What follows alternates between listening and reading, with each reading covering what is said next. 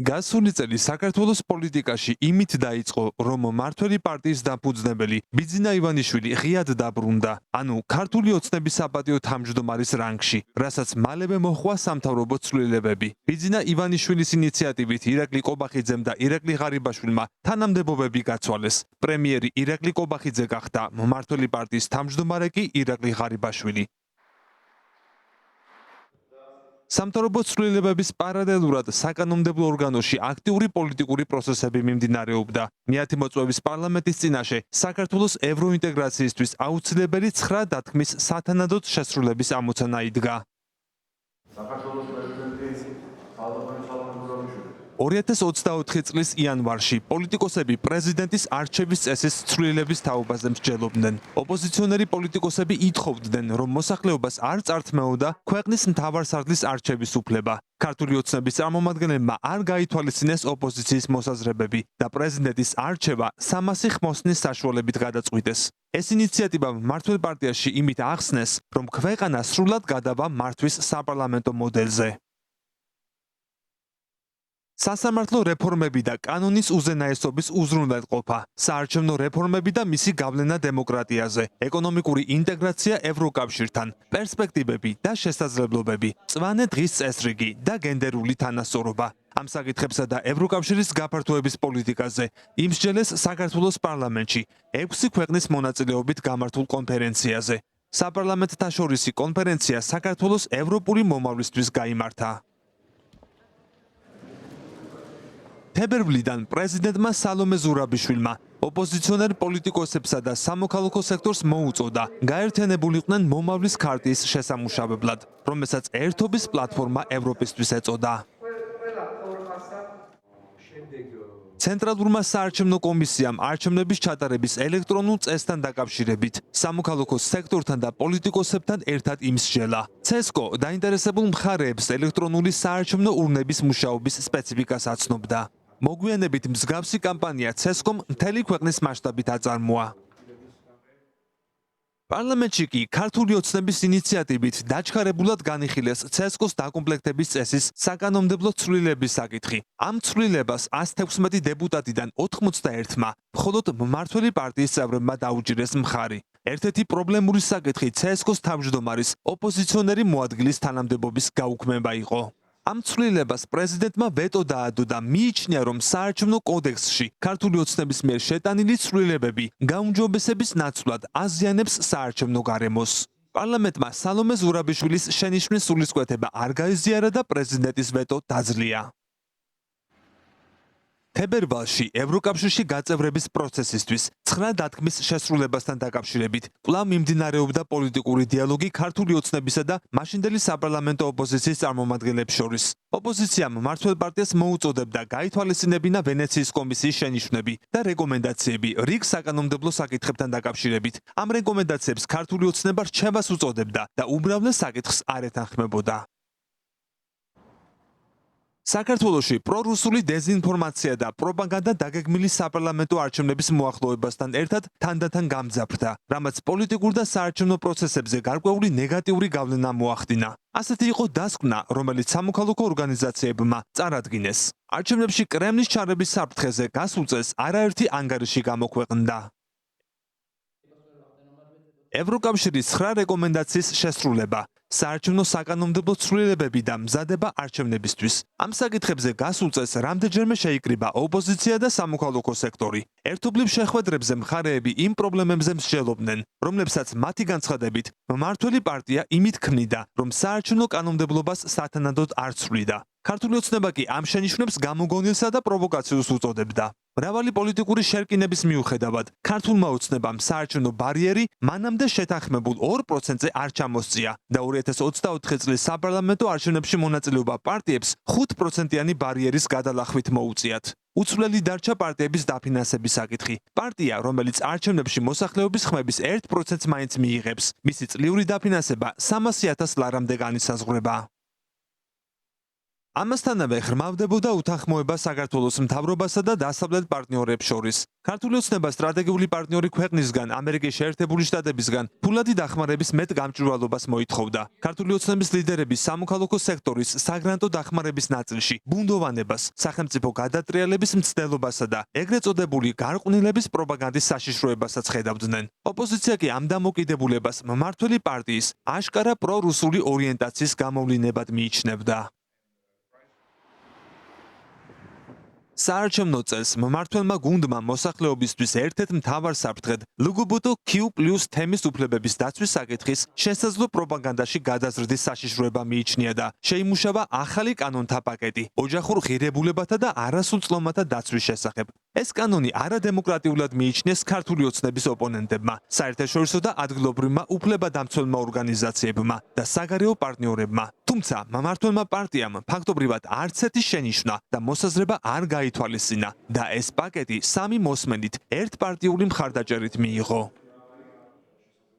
პარლამენტის სრულად პროპორციული წესით დაკომპლექტებაზე გადასვლით გაუქმდა მაჟორიტარი დეპუტატების სისტემა. თუმცა მმართველმა პარტიამ საარჩევნო სიაში შეყვანილ ცალკეულ კანდიდატებს მაჟორიტართან არაფორმალურად გათანაბრებული ტერმინი, ეგრეთ წოდებული დელეგატის სტატუსი მიანიჭა. ოპოზიციის წარმომადგენლები ამბობდნენ, რომ ქართული ოცნება ვერ შეელია მაჟორიტარების სისტემას, რადგან ყველა ხელისუფლება მაჟორიტარების ხარჯზე ახერხებდა ძალაუფლების შენარჩუნებას.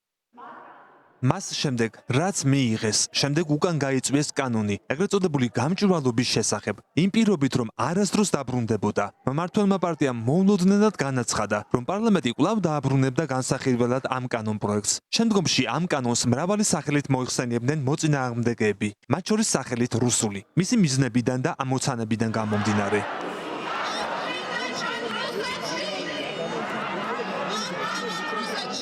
ღელვარი გაზაფხულზე ამ იდეის მოწინააღმდეგეებმა, საზოგადოებამ, პოლიტიკოსებმა და სამოქალაქო სექტორის წარმომადგენლებმა ხმამაღლა განაცხადეს, რომ საქართველოში რუსული სტილის მმართველობის დასაწყისის ნიშნები ვლინდება. მარტი-აპრილის განმავლობაში არაერთი ფართომასშტაბიანი საპროტესტო აქცია გაიმართა, რასაც შესაბამისი რეაქცია მოჰყვა დასავლეთიდან, ევროკავშირიდან და შეერთებული შტატებიდან.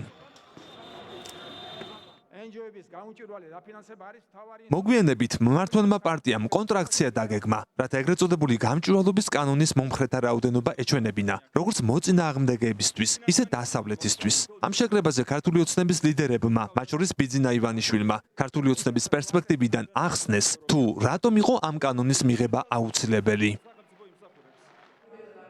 ეგრეთ წოდებული გამჭვირვალობის სადავო კანონის მიღების პარალელურად ქართულმა ოცნებამ რამდენიმე დღეში დაჩქარებული წესით შეიტანა ცვლილებები საგადასახადო კოდექსში და ეგრეთ წოდებული ოფშორების კანონი მიიღო.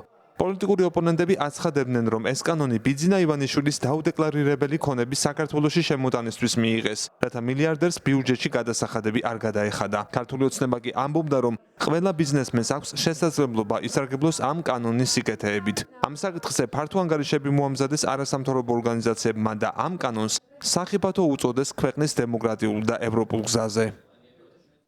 ქართული ოცნების მიერ კანონის დაჩქარებულად მიღების ურყევ პროცესს კაცრი შეფასებები და რეზოლუციები მოჰყვა ევროკავშირის სტრუქტურებიდან. საქართველოს მეგობრები აცხადებდნენ, რომ ჩვენი ქვეყანა დემოკრატიის გაუარესების გზას ადგა. მმართველი პარტია კი აცხადებდა, რომ ამ კრიტიკულ შეფასებებსა და რეზოლუციებს არანაირი ძალა არ აქვს. ღელვარების მიუხედავად მმართველმა პარტიამ გადაწყვიტა, რომ შეიქმნა მოქალაქეთა სპეციალური რეესტრი. მათი, ვინც ისეთ ქმედებას ჩაიდენდა, რაც შესაძლოა კანონდარღვევად ჩათვლილიყო. ამავე ბაზაში სავარაუდოდ ის მოქალაქეებიც მოხვდებიან, რომლებიც საზოგადოებრივი პროტესტის მხარდამჭერ პოზიციას რაიმე ფორმით გამოხატავენ. თუნდაც სოციალურ ქსელებში მმართველი პარტიის ეს ნაბიჯიც მორიგი რეპრესიული ზომების გატარებად შეფასდა. კიდევ უფრო გამკაცრდა საერთაშორისო პარტნიორების პოზიციები. დაიწყო ღია საუბარი ქართული ოცნების ლიდერების სანქციების თაობაზე. ქართული ოცნების ლიდერები კი ამბობდნენ, რომ არ აპირებენ ჩვენი ქვეყნის სუვერენიტეტითა და უსაფრთხოებით ვაჭრობას.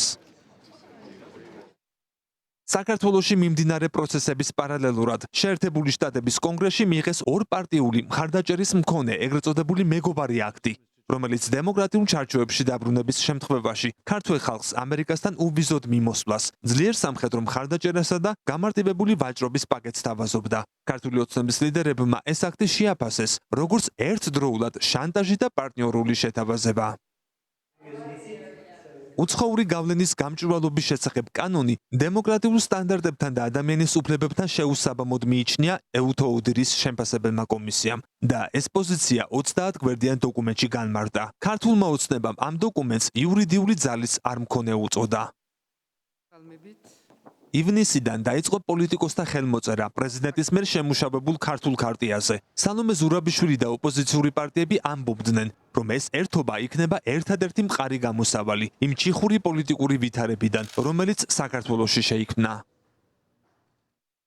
10 ივნისს გამოქვეყნდა ამერიკის შეერთებული შტატებისა და საფრანგეთის პრეზიდენტების ჯო ბაიდენისა და ემანუელ მაკრონის ერთობლივი მიმართვა ქართული ოცნების მიმართ. მათ მოუწოდეს მმართველ პარტიას შეწყვიტოს ქართველი ხალხის არჩევანის უგულებელყოფა და ქვეყანა ევროატლანტიკურ კურსს დაუბრუნოს. მმართველ გუნდში ეს მოწოდება პარტნიორების მხრიდან ეგრეთ წოდებული გამჭვირვალობის კანონის მიღების პასუხად მიიჩნიეს. 2024 წელი მნიშვნელოვანი იმითაც იყო, რომ ევროკავშირის წევრქვეყნებში ევროპარლამენტის არჩევნები მიმდინარეობდა. ამ არჩევნებს უნდა გადაეწყვიტა ევროპის კონტინენტის ბედი. დარჩებოდა ცივილიზებული ევროპა დემოკრატიულ ლიბერალურ ხედვაზე, თუ კონსერვატიული ძალები გაიმარჯვებდნენ. ეს მნიშვნელოვან გავლენას მოახდენდა ევროკავშირისკენ მიმოვალ ქვეყნებზეც, მათ შორის საქართველოზე. ევროპარლამენტის არჩევნები ჩატარდა და ძალთა გარკვეული ცვლილებების მიუხედავად, მიმართულება ფაქტობრივად იგივე დარჩა. არსებული ვითარების ფონზე, ოპოზიციურ ფლანგზე რამდენიმე თვის განმავლობაში მიმდინარეობდა კონსულტაციები, სხვადასხვა ხედვის მქონე პარტიების დაახლოებისა და საპარლამენტო არჩევნებში გაერთიანებული ძალებით მონაწილეობის თაობაზე. ეგრეთ წოდებული გამჭვირვალობის კანონის მიღების შემდეგ კონსტიტუციის 78 მუხლის დარღვევის მოტივით, მუხლისა, რომელიც საქართველოს ევროინტეგრაციას სახელმწიფოებრივად ამყარებს, საქართველოს პრეზიდენტმა, სამოქალაქო სექტორმა და ოპოზიციამ საკონსტიტუციო სასამართლოში დავა დაიწყეს. კოლეგიამ საქმე წარმოებაში მიიღო, თუმცა მოსარჩელე მხარეების თავდაპირველი შენიშვნები არ გაიზიარა და კანონის კონკრეტული მუხლების მოქმედება არ შეაჩერა. საკონსტიტუციო სასამართლოს ჯერ კიდევ არ მიუღია ამ კანონზე საბოლოო გადაწყვეტილება, თუმცა ამ დრომდე არც იუსტიციის სამინისტრო იყენებს სადამსჯელო ზომებს. ქართულ ოცნებას მიაჩნია, რომ სათანადოდ მოტივირებული შენიშვნები ამ კანონის წინააღმდეგ ვერავინ წარმოადგინა.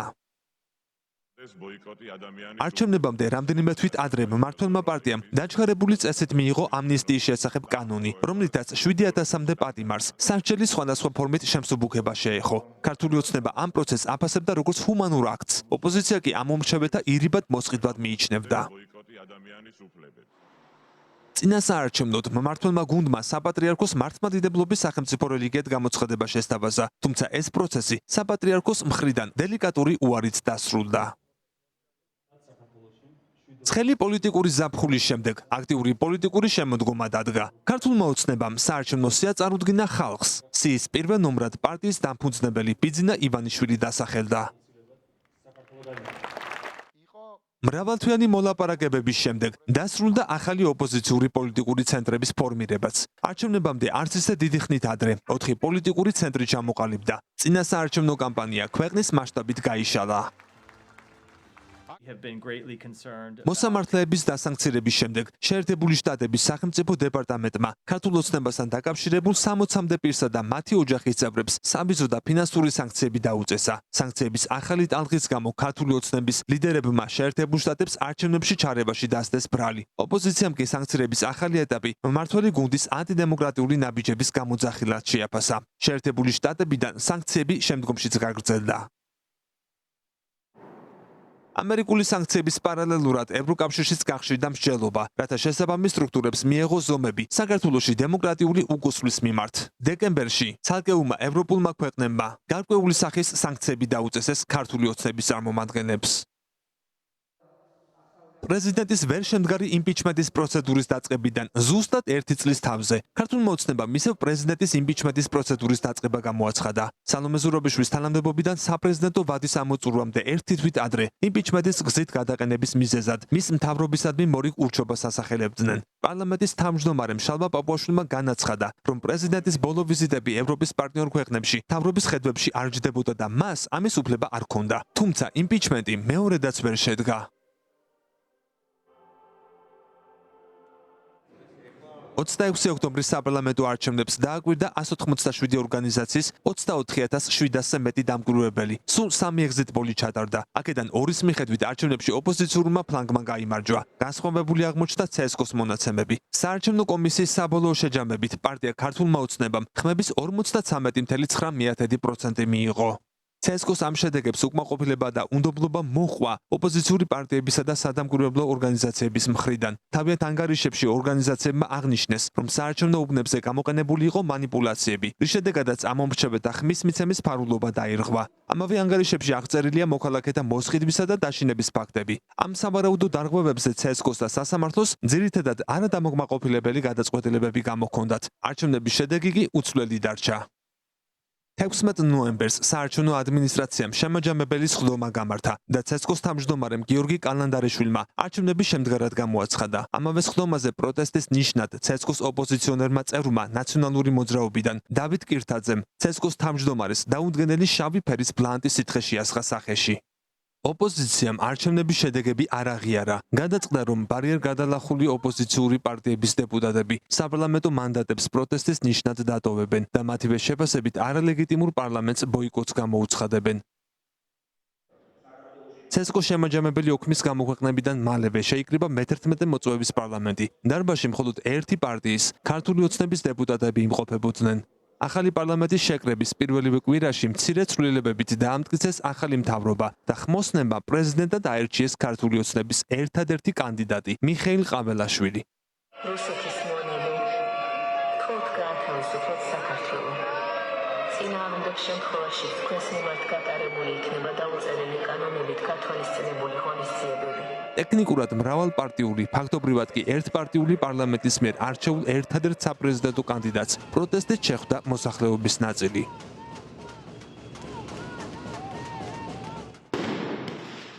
მას შემდეგ საპროტესტო აქციები უწყვეტად გრძელდება. დეკემბრის დასაწყისში რამდენიმე საპროტესტო ღამე აქციის მონაწილეთა მძიმე დარბებით დასრულდა. სასტიკად დაშავდა ასობით მოქალაქე და ათობით ჟურნალისტი.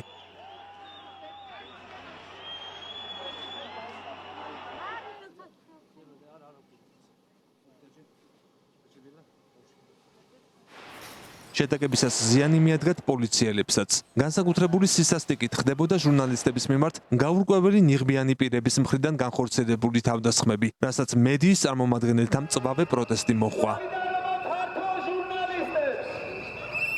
საპროტესტო აქციების პარალელურად გაგრძელდა პოლიტიკური პროცესი. ოპოზიცია, პრეზიდენტი სალომე ზურაბიშვილი და სამოქალაქო სექტორი მსჯელობდნენ კრიზისის დაძლევის გზებზე. არსებული ჩიხიდან გამოსვლის მთავარ გზად მათ ახალი არჩევნების დანიშვნა მიაჩნიათ. საქართველოს პრეზიდენტის სპიცი 29 დეკემბერს ვიწრო წრეში ქართველი ხალხის პარტნიორი ქვეყნებისა და საქართველოში აკრედიტებული სხვა ქვეყნების ელჩების დასწრების გარეშე პარლამენტის შენობაში ჩატარდა რიგით მე-6 და პირველი არაპირდაპირი წესით ხმოსნების მიერ არჩეული პრეზიდენტის მიხეილ ყაბელაშვილის ინაუგურაცია. ცერემონია 9 საათს გაგრძელდა. პირველივე დღესვე მიხეილ ყაბელაშვილმა ყველა იმ კანონს მოაწერა ხელი, რომელიც მე-11 მოწვევის პარლამენტმა საპროტესტო აქციების მართვისთვის მიიღო. ეს კანონები კიდევ უფრო ზღუდავს დემონსტრანტი მოქალაქეების უფლებებს და აფართოებს პოლიციის მხრიდან სადამშელო ზომებს. ქართული ოცნების გარდა ყველა მხარე ამ კანონებს მორიგ რეპრესიულ მიდგომას უწოდებს. ბოლო სამუშაო დღეს საქართველოს მე-5 პრეზიდენტმა სალომე ზურაბიშვილმა ორბელიანების რეზიდენციასთან შეკრებილ ხალხს ღიად პოლიციის გაძლიერებული შემადგენლობით დაცვის გარეშე მიმართა და უთხრა, რომ დგას მათთან ერთად და ბოლომდე იბრძოლებს საქართველოს ევროპული მომავლის გადასარჩენად.